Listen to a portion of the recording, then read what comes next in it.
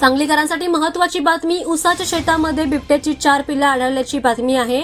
मागील काही दिवसांपासून राज्यामध्ये अनेक ठिकाणी मानवी वस्तीमध्ये बिबट्यांचा वावर पाहायला मिळतोय. अहिल्यानगर, पुणे, आता पुणे जिल्ह्यासह आता सांगली जिल्ह्यात सुद्धा अनेक ठिकाणी बिबटे दिसू लागलेत. 2 दिवसांपासून वाळवा तालुक्यातील कुरळप येथे बिबट्याने शेळीवर हल्ला केला असल्याचं समोर आलं. दरम्यान आता कामेरी या गावामध्ये एका ऊसाच्या शेतीमध्ये बिबट्याची 4 पिल्लं आढळली आहेत. यामुळे परिसरातील नागरिकांमध्ये आता भीतीचं वातावरण पसरलंय. काही दिवसांपासून बिबट्या शहरी भागाकडे वळल्याचं मोठ्या प्रमाणात दिसून येत आहे. अलीकडेच सांगलीतील मध्यवर्ती ठिकाणी असलेल्या विश्रामबाग या ठिकाणी बिबट्यांचा वावर आढळून आलाय. वन विभाग आणि पोलीस विभागाकडून याचा शोध घेण्याचं काम सध्या सुरू आहे. अशातच आज वळवा तालुक्यातील कामेरी या ठिकाणी एका शेतामध्ये 4 बिबट्यांची पिल्लं आढळली आहेत. नागरिकांमध्ये भीतीचं वातावरण आहे. दरम्यान या पिल्लांना वन विभागाने ताब्यात घेऊन सुरक्षित ठिकाणी त्यांना सोडण्यात आलंय.